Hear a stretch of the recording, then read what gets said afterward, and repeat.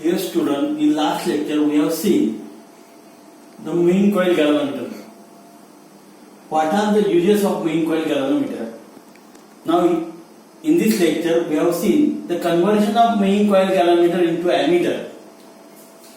Now here main coil galvanometer can be converted into ammeter by connecting very low resistance, that is called as the shunt resistance, in parallel with the galvanometer. And therefore this is the circuit diagram.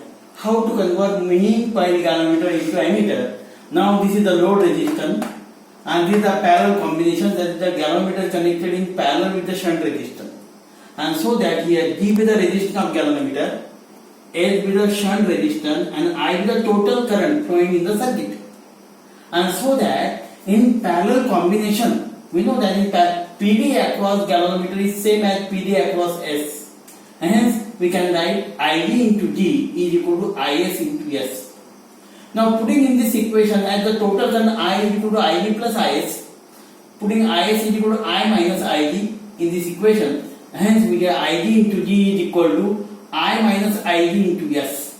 And hence from this find the value of S. S is equal to IG upon I minus ID into G. Now this is the value of the shunt resistance which is connected in parallel with the galvanometer in order to convert into ammeter. And therefore this is the ammeter circuit. This is the ammeter. How to convert the main coil galvanometer into ammeter. And therefore from this equation we can prepare the different ranges of ammeter. Say for example 1 ampere, 2 ampere. By putting G is equal to 50 ohm, we can easily calculate the current flowing through the galvanometer, that is IG. And we know the total current I is equal to 1 ampere. By putting this value, we can calculate the value of shunt resistance S, which is connected in parallel with galvanometer in order to convert the ammeter of the range 1 ampere. In this way, in factory, the technician can prepare the various ranges of ammeter by deciding the value of shunt resistance S. Now, if the total current I is equal to N times ID, then putting this value in this equation, I is equal to N times ID, here N times ID minus ID, therefore ID is common, ID will get cancelled, and the value of shunt resistance S is equal to G upon N minus 1, where the total current in the circuit is N times the current flowing into the galvanometer. And therefore from this equation we can find the values of ID and IS. Here this is equation 1, ID into G is equal to I minus ID into S. Now in this equation, putting IS is equal to I minus ID here, and by putting in this equation we have ID into G plus on this side it become positive, that is ID into G plus ID into S is equal to I into S. Therefore ID is common, G plus S is equal to I into S, and from this we can find the value of ID as S upon G plus S into I. This is the value of current flowing through the galvanometer. And let us find the ratio ID upon I. ID upon I is equal to S upon G plus S. This will be the fraction of total current flowing in moving coil galvanometer. What is the fraction? The factor which is less than 1. That is the fraction. ID upon I is the factor which is less than 1. And therefore ID upon I is equal to the current flowing in galvanometer, we can remember is S upon G plus S. Similarly, we can find the value of IS also. That is I am putting ID equal to I minus IS in this equation. Putting here, we get I minus IS into G equal to IS into S. And from this equation, by solving this equation, we get IS is equal to G upon G plus S. Then how to remember this formula? If we find ID, here we have to take S. If we have to take in this equation IS, we have to take G upon G plus S. And therefore this is the IS upon I. This is the fraction of total current flowing to the shunt is IS upon I, G upon G plus S. Now in this way we can find the values of current flowing to G and S. And this is one of the important question on this topic. How you will convert the main coil galvanometer into ammeter and derive the necessary formula and calculate the value of Ig and Is. This is one of the important question on this topic. Now here the second factor is conversion of moving coil galvanometer into voltmeter. That is conversion of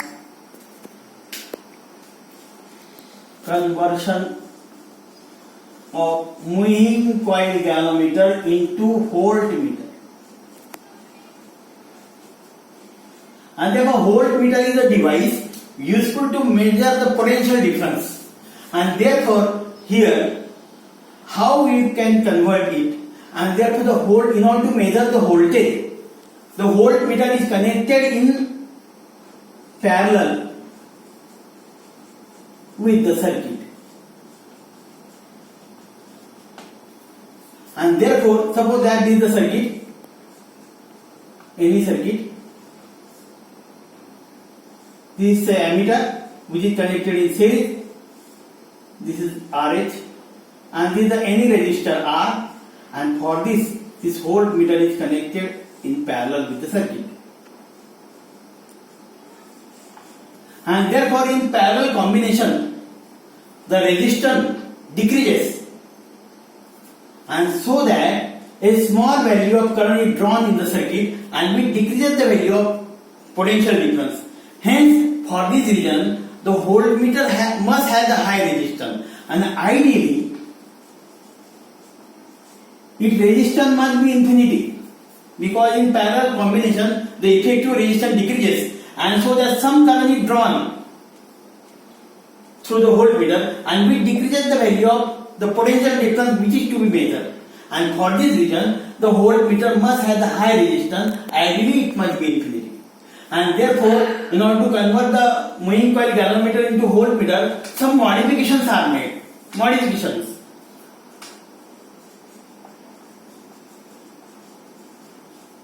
And first modification is the value of PD must increase to desired value.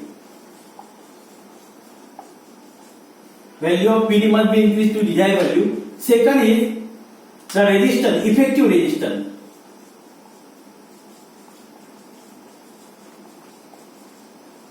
Must increase.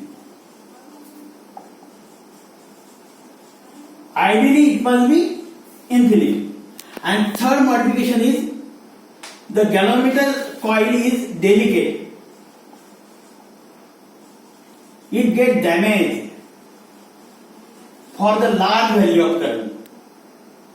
Hence, the coil B must be protected. Must be protected from damage. And these are the three modifications. And these modifications are possible when a high resistance is connected in series with the galvanometer. And therefore, here we are using a circuit. And therefore, moving coil galvanometer can be converted into, that is moving coil galvanometer converted into voltmeter by connecting high resistance in series. By connecting very high resistance in series, and therefore here how we convert it, and therefore this is the circuit.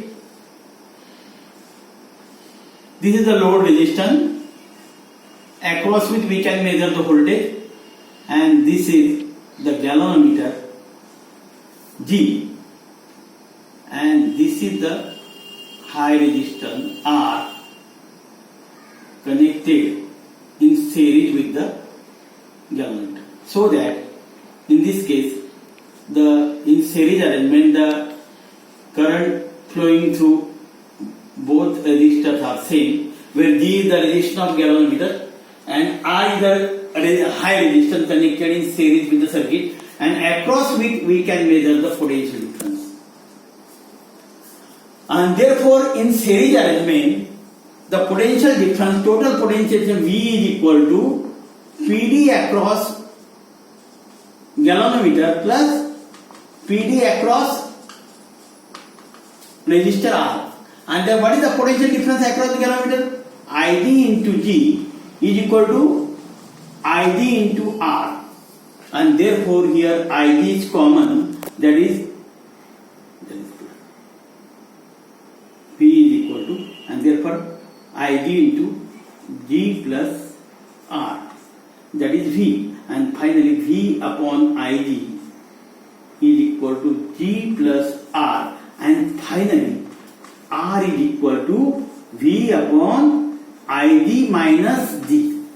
This is the value of high resistance which is connected in series with galvanometer, and in order to convert this into voltmeter. Now this is the required circuit, and that is nothing but the voltmeter. In this way, the main coil galvanometer can be converted into voltmeter by connecting high resistance in series with the galvanometer, and that arrangement gives the voltmeter. And this is the value of high resistance which is connected in series, V upon ID minus D. And therefore here, if